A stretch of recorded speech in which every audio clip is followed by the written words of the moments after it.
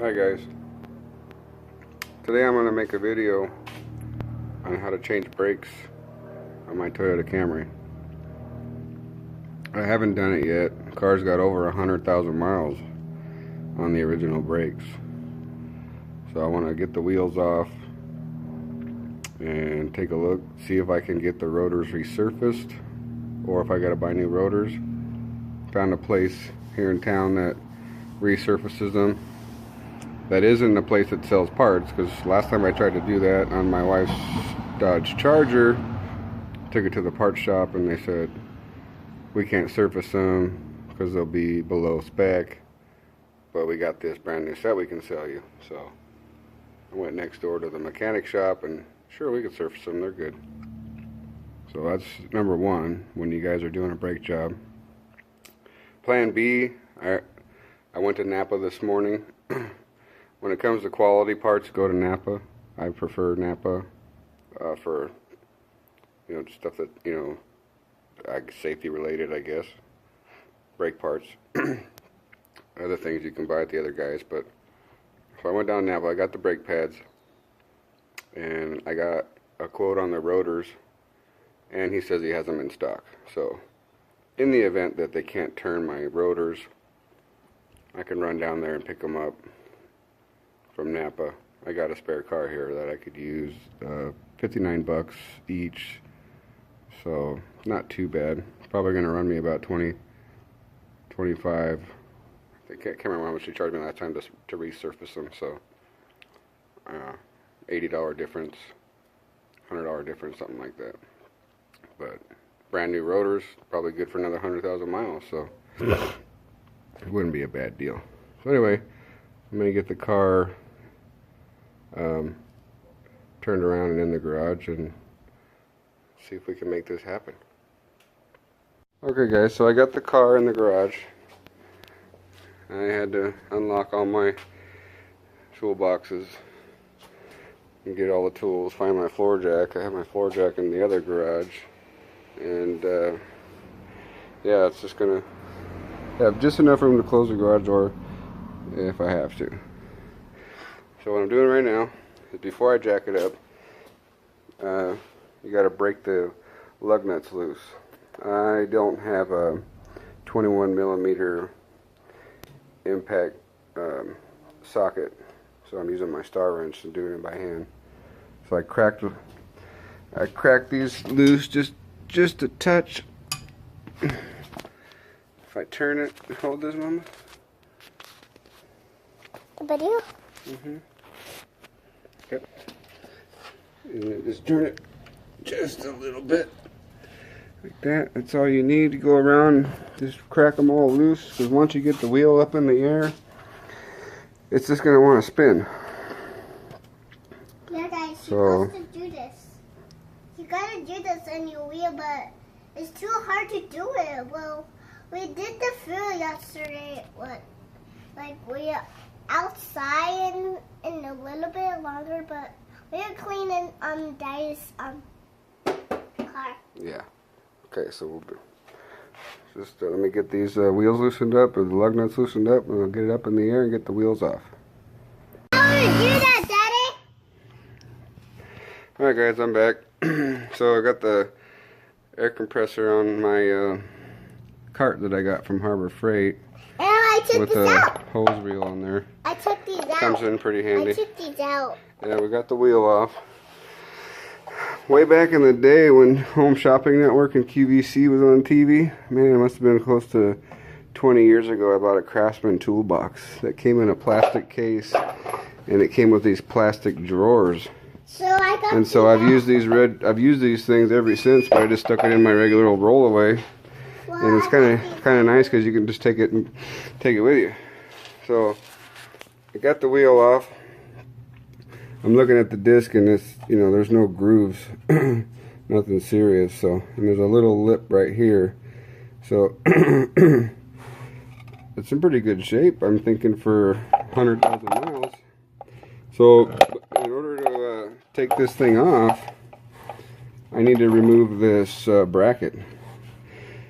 Rather than just, if you were just going to do your pads only, you can just pop this caliper off And there's bolts here, they're smaller, kind of easier to get to. 2 bolts, pop those off, this thing will come off. Replace your pads, put them back on, and you're done. But to get this thing off, I got to remove this bracket piece. So I cracked the bolt loose by hand with the ratchet because there's not enough torque. And then now I got the pleasure of using an air tool.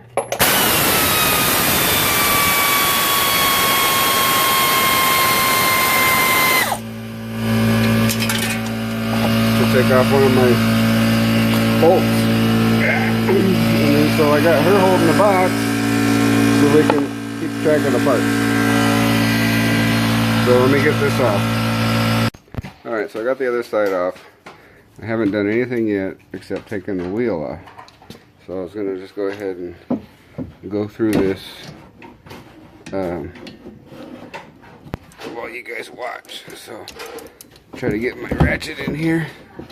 This is the fun part about mechanic work, is working in tight places, but that's the beauty of these air ratchets, is you don't have to turn them, they just turn. Let's see if I got enough juice to break this loose. Yep.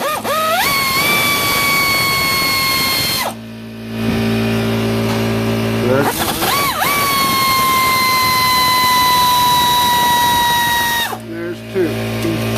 You pull these guys out of there, and setting them over here, and you can pull this off with one hand. Okay. And then you don't want to. It's got a rubber hose here, and you don't want to have it hanging from that thing. So set it up out of the way. So one of the cool things I like about, well, this is the first time I've seen this, but right away I'm like, it's genius. Japanese engineering, whatever you want to call it, but they got these springs, yes, pick up your scooter and go over the wheel, please. Got my wheel on the other side, and she's complaining because she can't get over it. So, but these springs, I thought that was pretty trick, because they put some, I don't know what you want to call it, but pressure, you know, to counteract the the piston in the caliper. You know, those things will drag on the rotor. I mean, the old American cars, like my old truck in the driveway, there's no tensioner like that to keep the brake pads separated. So that, you know, it probably helps keep some air between the pads and the rotor when you're not applying the brakes, or, you know, just to prevent drag, wear. Probably improves performance because they're not just touching, and maybe even improves the life of them. But there you go, you can see the still quite a bit of meat left on them. So but like I said, I got a shimmy, so I'm just gonna go ahead and go through with this whole job. So let me pop these pads off. So one thing you want to do when you're working on brakes or anything you haven't done before is take pictures, so that way you know how it goes back together. You have something to refer to. So now I'm going to loosen up the bolts to remove the cradle, but there's not going to be enough power, see, with my ratchet.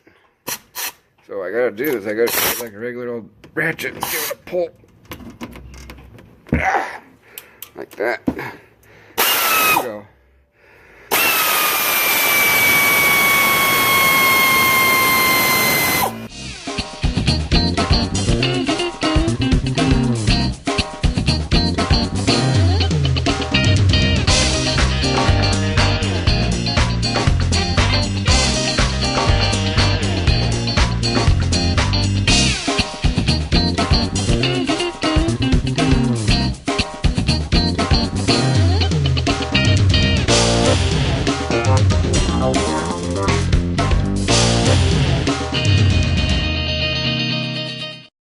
Okay, so I'll go ahead and show you guys this real quick. See this this rotor is, it's on there pretty tight, right?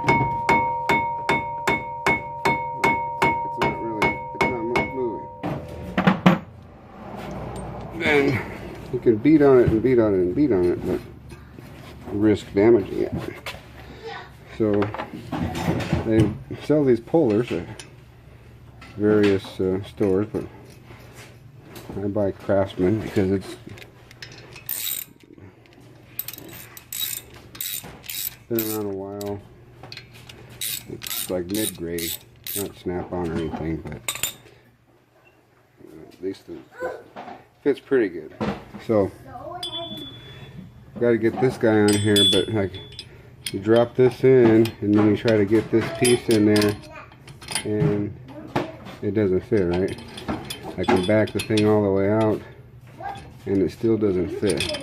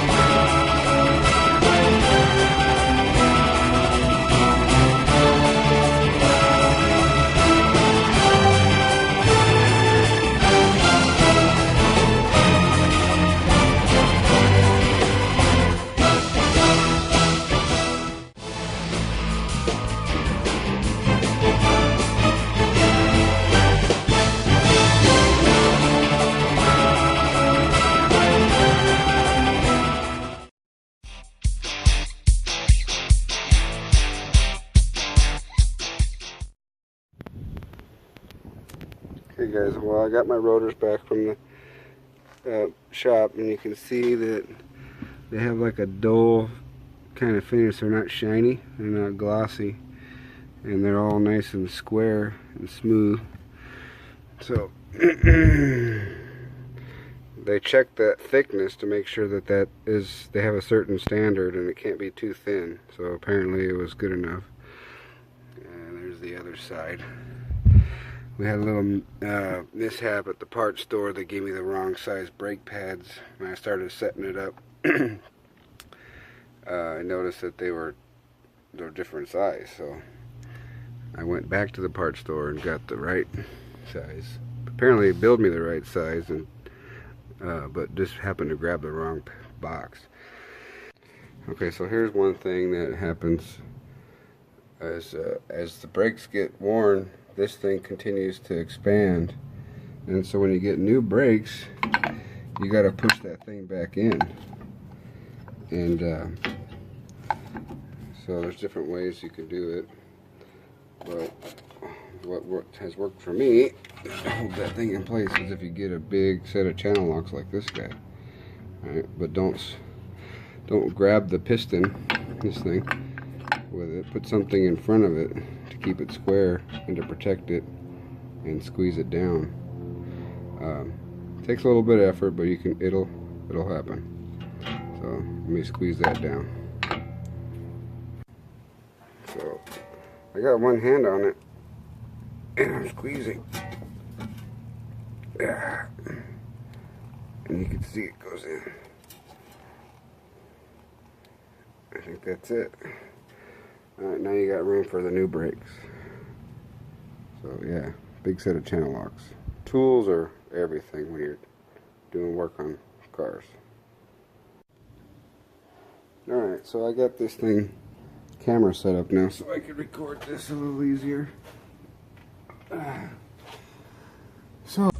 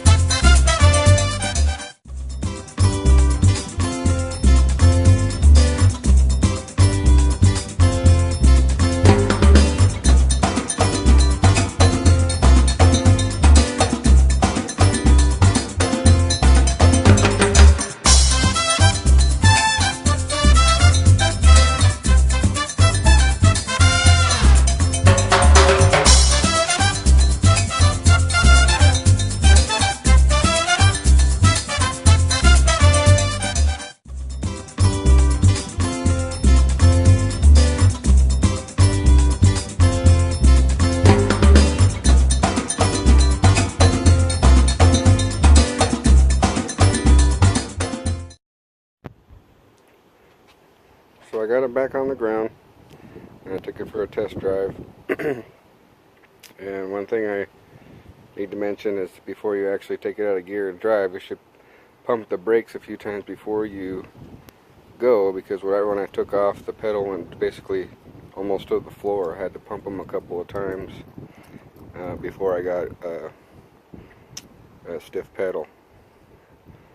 But took it for a drive around the block and slammed on the brakes a couple of times, and it stopped good. No shimmying, no shaking in the front, so we're good to go. So I hope you liked the video, and subscribe, like, and make a comment if you have any comments to make, and we'll see you next time. Thanks for watching.